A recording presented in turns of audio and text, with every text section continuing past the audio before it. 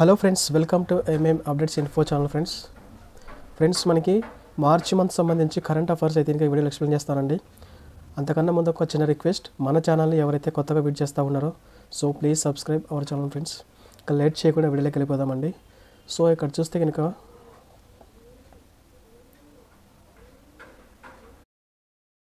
Friends మనకి లక్క గాజులు మనకు న్యూస్లో ఎందుకు ఉందంటే, ప్రపంచ ప్రసిద్ధిగాంచిన చార్మినార్, లార్డ్ బజార్ లాక్ గాజులను తెలుగులో లక్కరాళ్ళ గాజులుగా పిలుస్తుంటారు. ఇటీవల ఈ లక్క గాజులకు చెన్నైలోని కేంద్ర ప్రభుత్వ జిఐ రిజిస్ట్రేషన్ నుండి మనకి ప్రకటన వచ్చిందనమాట. సో ఈ లక్క గాజులకి ఏంటంటే కనుక జిఐ రిజిస్ట్రేషన్ అయితే కనుక లభించిందనమాట. సో తెలంగాణలో జిఐ ట్యాగ్ అందుకున్న 17వ ఉత్పత్తి ఇది. సో ఇంతకుముందు ఏంటంటే మనకి ఇదివరకే హలీంకు జిఐ ట్యాగ్ అయితే దక్కిందనమాట. సో లక్క గాజులు అయితే ఇదే అనమాట. సో ఇలా ఉంటాయి అనమాట. ఇదే అనమాట ఇమేజ్ లక్క గాజులకి సంబంధించినది. అండ్ నెక్స్ట్ చెక్ చేస్తే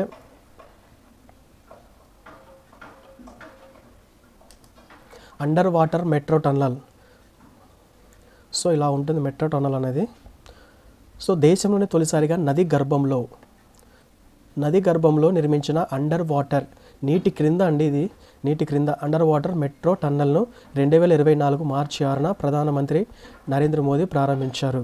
సో ఎక్కడంటే ఏ రాష్ట్రంలో అంటే కనుక పశ్చిమ బెంగాల్ రాష్ట్రంలోని కోల్కతాలోని హుగ్లీ నది గర్భంలో. ఈ నది పేరు కూడా గుర్తుపెట్టుకోండి, అండర్ వాటర్ మెట్రో అన్నారు కదా. సో ఏ నది కింద అంటే కనుక హుగ్లీ నది గర్భంలో నిర్మించారనమాట. అండ్ ఎక్కడెక్కడ నుంచి అంటే కనుక కోల్కతా ఈస్ట్ నుంచి west metro corridor. So Kolkata east నుంచి వెస్ట్ మెట్రో కారిడార్ కింద 120 కోట్ల వ్యయంతో అయితే దీన్ని నిర్మించారు. దీని యొక్క మొత్తం పొడవు వచ్చేసి 16.6 కిలోమీటర్లు కాగా ఇందులో 10.8 కిలోమీటర్లు భూగర్భంలోనే ఉంటుందన్నమాట. సో ఇక్కడ ఇంకో పాయింట్ గుర్తుపెట్టుకోండి, దేశంలో తొలి మెట్రో సేవలు ప్రారంభించింది కోల్కతాలోనే, మరియు నీటి అడుగున మెట్రో రైలు సేవలు ప్రారంభించింది కూడా కోల్కతాలోనే. సో మెట్రో సేవలు స్టార్ట్ చేసింది ఫస్ట్ మన ఇండియాలో కలకత్తాలోనే. అండ్ అండర్ వాటర్ మెట్రో సేవలు ప్రారంభించింది కూడా కలకత్తాలోనే. సో ఇది అనమాట. సో ఇది ఏ నది గర్భంలో నిర్మించారంటే హుగ్లీ నది గర్భంలో నిర్మించారు, పశ్చిమ బెంగాల్ రాష్ట్రం కలకత్తా. సో ఇవి గుర్తుపెట్టుకోండి దీనికి సంబంధించి. అండ్ నెక్స్ట్ చూస్తే కనుక కొన్ని పాయింట్స్ ఉన్నాయండి. ఉత్తర అట్లాంటిక్ సైనిక కూటమి నాటో, నార్త్ అట్లాంటిక్ ట్రీటీ ఆర్గనైజేషన్లో స్వీడన్ 2024 మార్చి 7న జాయిన్ అయిందనమాట. సో ఈ కూటమిలో ఇది 32వ సభ్య దేశంగా చేరింది. సో స్వీడన్ నాటో కూటమిలో స్వీడన్ కంట్రీ అనేది జాయిన్ అయ్యింది. అండ్ మన జాతీయ ఎస్సీ కమిషన్ చైర్పర్సన్గా కిషోర్ మక్వానా నియమితులయ్యారు. సో జాతీయ ఎస్సీ కమిషన్ చైర్పర్సన్గా కిషోర్ మక్వానా నియమితులయ్యారు. అండ్ 71వ మిస్ వరల్డ్ పోటీలు 2024. ఇందులో ఈ పోటీలు ముంబైలో ఉన్నటువంటి జియో వరల్డ్ కన్వెన్షన్ సెంటర్లో నిర్వహించారు. ఇందులో విన్నర్ వచ్చేసి క్రిస్టినా జికోవా, ఈమె చెక్ రిపబ్లిక్ దేశానికి చెందినదనమాట. క్రిస్టినా జికోవా. రన్నర్ వచ్చేసి యాస్మినా జైతున్. అండ్ నెక్స్ట్ చూద్దాము సేలా సొరంగ మార్గం. సో ఈ సేలా సొరంగ మార్గం ఇమేజ్ వచ్చేసి ఇలా ఉంటుందండి, ఒకసారి చూడండి. సో ఇది ఎక్కడంటే అస్సాం రాష్ట్రంలోని తేజ్పూర్ నుండి అరుణాచల్ ప్రదేశ్ కమైంగ్ జిల్లాతో కలిపేలా నిర్మించారు. ఈ సొరంగ మార్గం ఏంటంటే సేలా, నేమ్ వచ్చేసి సేలా సొరంగ మార్గము. ఎక్కడంటే అస్సాం నుంచి అరుణాచల్ ప్రదేశ్, అస్సాంలోని తేజ్పూర్ నుంచి అరుణాచల్ ప్రదేశ్ కమైంగ్ జిల్లాతో కలిపేలా నిర్మించారు. సో ఈ రూట్ కూడా గుర్తుపెట్టుకోండి. అండ్ చైనా సరిహద్దుల్లో వ్యూహాత్మక ప్రాంతమైన తవాంగ్కు ఎలాంటి వాతావరణంలోనైనా సైనిక బలగాలను సాయుధ సంపత్తిని ఈ రెండింటిని తరలించేందుకు ఇది ఉపయోగపడుతుందని దీన్ని నిర్మించారు. ఇది ప్రపంచంలోనే ఎత్తులో పొడవైన జంట మార్గాల సొరంగం అనమాట. దీని యొక్క నిర్మాణం ఏమొచ్చేసి 825 కోట్లు. సో ఈ ఫస్ట్ పాయింట్ గుర్తుపెట్టుకోవాలి. అండ్ ఈ తవాంగ్ తరలించడానికి అనమాట. తవాంగ్ ప్రాంతానికి ఎలాంటి వాతావరణంలో సైనిక బలగాలను ఆయుధ సంపత్తిని తరలించడానికి ఇదనమాట. ఇది ప్రపంచంలోని ఎత్తులో పొడవైన జంట మార్గాల సొరంగం. ఆ 3 పాయింట్స్ అయితే గుర్తుపెట్టుకోండి. అండ్ నెక్స్ట్ చూస్తే కనుక భారత్కు ప్రతిష్టాత్మక మిజిల్స్ రుబెల్లా ఛాంపియన్ అవార్డు అయితే లభించిందనమాట. సో ఎందుకు వచ్చిందంటే కనుక మిజిల్స్ రుబెల్లా లాంటి వ్యాధులను రూపుమాపడంలో భారత్ చేసిన కృషికి గాను ఈ అవార్డు లభించినట్లు కేంద్ర ఆరోగ్య శాఖ తెలిపింది. అమెరికా వాషింగ్టన్లోని రెడ్ క్రాస్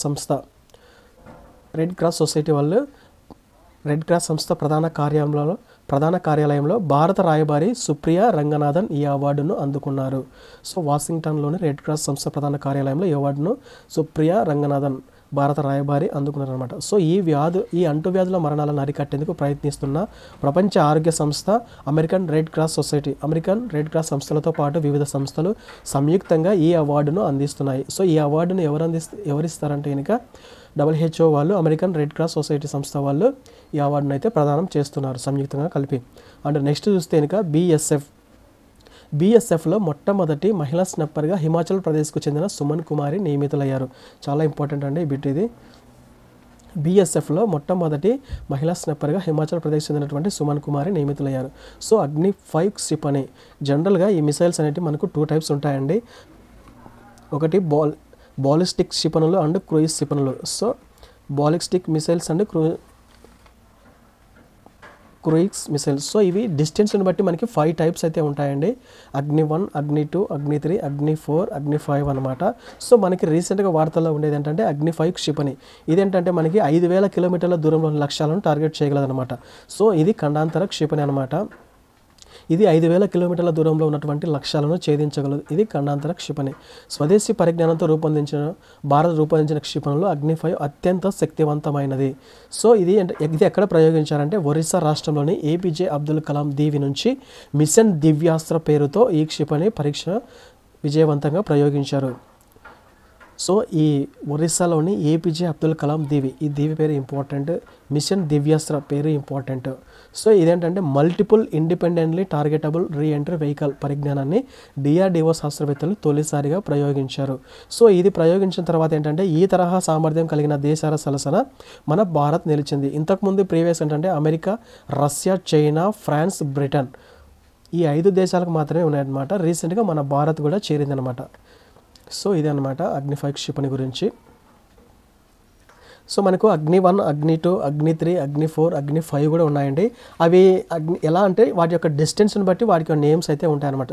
సో ఇది అగ్ని 5 వచ్చేసి మనకి 5000 కిలోమీటర్స్.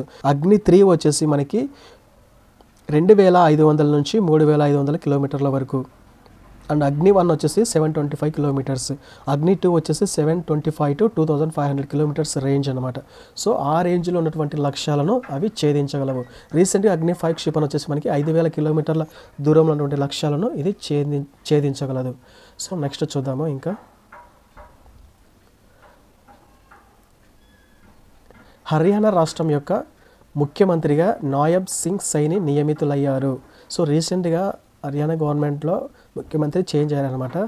సో ఈయన కొత్త వ్యక్తి ఏంటంటే నాయబ్ సింగ్ సైని, ఈయన బీజేపీ క్యాండిడేట్. నెక్స్ట్ చూస్తే ఇంకా ఇటీవల భారత్ శక్తి పేరుతో రాజస్థాన్లోని పోఖ్రాన్ ప్రాంతంలో త్రివిధ దళాలు సైనిక విన్యాసాలను నిర్వహించారు. సో ఇది చాలా ఇంపార్టెంట్ అండి. ఇది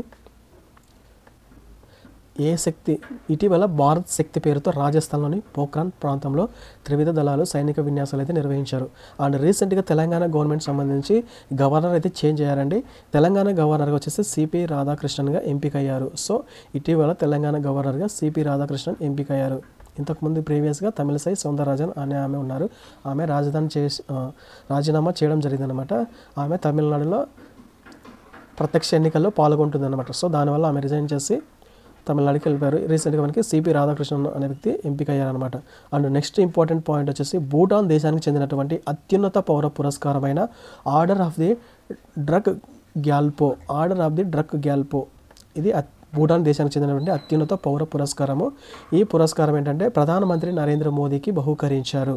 సో ప్రధానమంత్రి నరేంద్ర మోదీకి భూటాన్ దేశానికి చెందినటువంటి అత్యున్నత పౌర పురస్కారం ఏంటంటే order of the Druk Gyalpo పురస్కారాన్ని ప్రధానమంత్రి నరేంద్ర మోదీకి బహూకరించారు. అండ్ నెక్స్ట్ చూస్తే ఇంకా ఆస్కార్ అవార్డ్స్, మనకు రీసెంట్గా ఆస్కార్ అవార్డ్స్ ప్రధానోత్సవం జరిగిందండి. ఎక్కడ అంటే కనుక ఇది సినిమా ప్రపంచంలో ప్రతిష్టాత్మకంగా భావించే ఆస్కార్ అవార్డుల ప్రధానోత్సవము మార్చి 11, 2024 అమెరికాలోని లాస్ ఏంజల్స్లోని డాల్బీ థియేటర్లో అయితే కనుక ఈ ప్రధానోత్సవం అయితే కనుక జరిగిందనమాట. సో దీనికి సంబంధించి నేనైతే ఓన్లీ జస్ట్ 4 పాయింట్స్ అయితే తీసుకున్నానండి. ఇంకా కొన్ని ఉన్నాయి. సో ఉత్తమ చిత్రం వచ్చేసి ఓపెన్ హైమర్, ఉత్తమ నటుడు వచ్చేసి సిలియన్ మర్ఫీ. ఏ సినిమాలో అంటే కనుక యాక్ట్ చేసింది ఓపెన్ హైమర్ మూవీలో. అండ్ ఉత్తమ డైరెక్టర్, ఉత్తమ దర్శకుడు వచ్చేసి క్రిస్టఫర్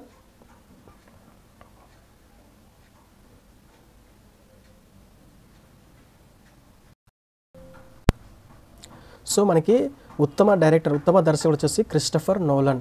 సో ఏ మూవీ అంటే ఇంకా ఓపెన్ హైమర్.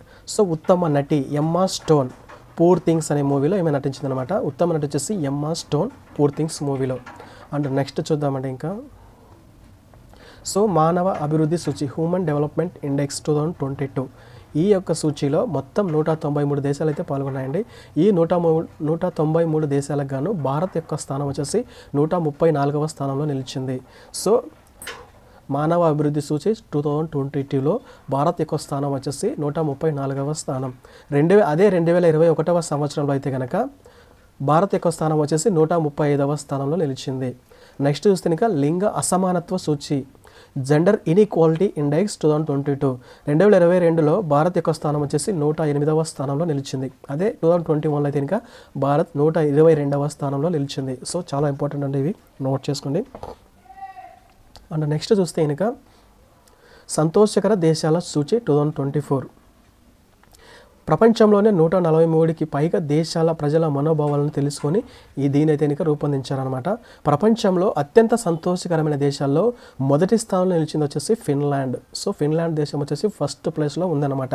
సంతోషకర దేశాల సూచి 2024లో ఫిన్లాండ్ అయితే ఫస్ట్ ప్లేస్లో ఉంది. భారత్ వచ్చేసి 126వ స్థానంలో నిలిచింది.